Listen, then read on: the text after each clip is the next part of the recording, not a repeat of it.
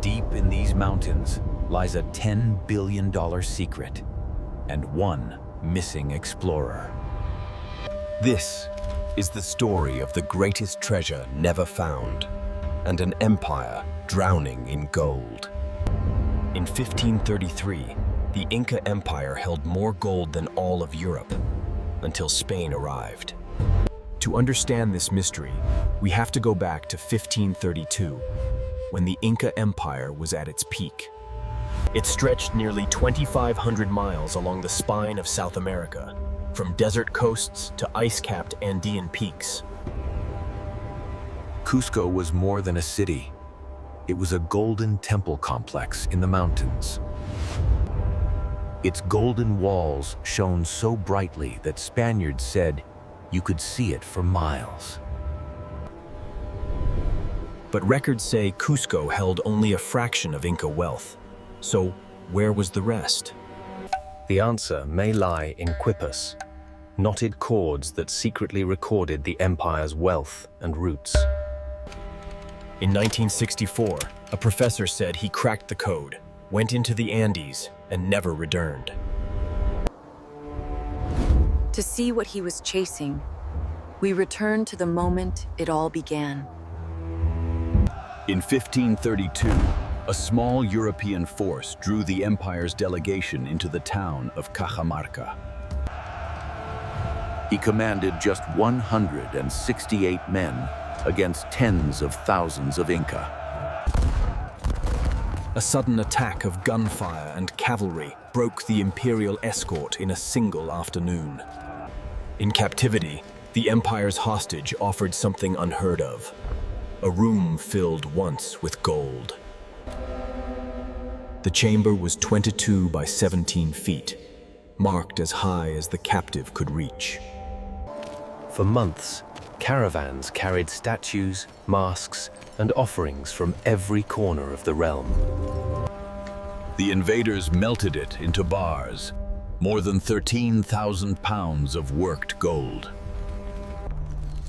Today, that single ransom would be worth well over $1 billion in gold. Yet accounts say this was less than a tenth of what had been ordered sent. Somewhere between the imperial capital and this mountain town, hundreds of tons of gold simply vanished. For centuries, rumors claimed the missing treasure had been carried far to the north, into another mountain kingdom. In these northern ranges, people spoke of a secret lake where priests drowned the empire's riches. In the late 1800s, a wandering friar wrote that guides led him blindfolded to such a lake. But his directions match no single place. This range holds hundreds of lakes, some not marked on any map. Recently, researchers scanned this mountain maze from the air with LiDAR. The scans stripped away the forest and exposed geometric patterns no landslide or river could easily explain. One theory suggests this site predates the empire's famous cities, yet it appears in no chronicles or colonial maps. At the same time, linguists went back to the old word tied to this lake and found something odd. It did not mean hidden lake at all, but a phrase closer to impossible to reach. A warning, not a place. Modern analysis of knotted cords found some were not counting tribute, but describing journeys through the landscape.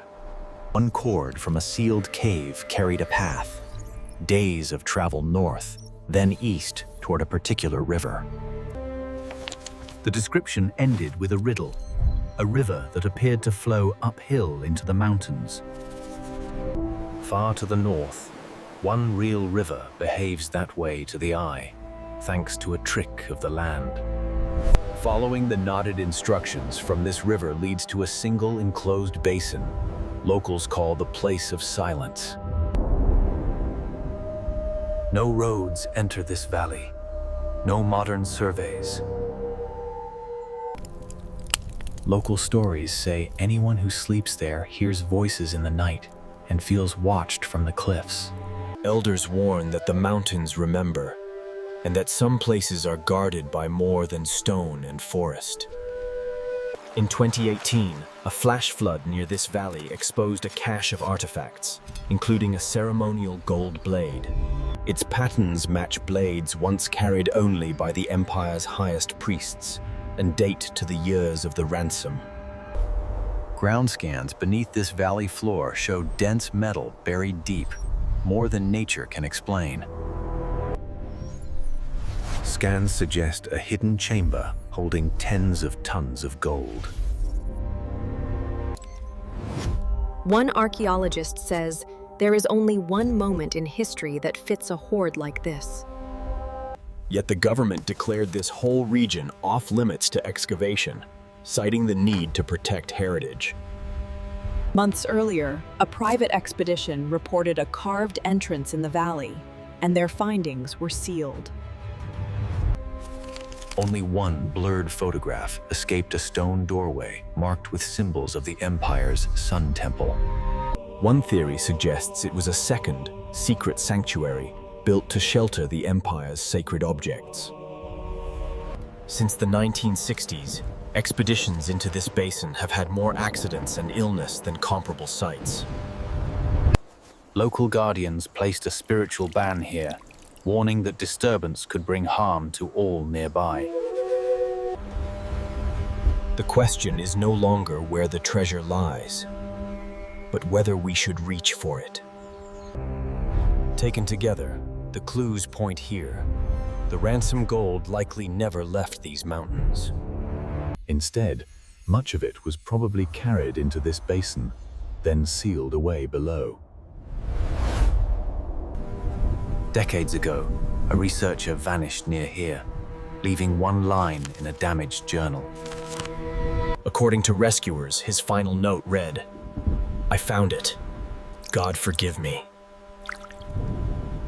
Scientists blame hazards and bad luck.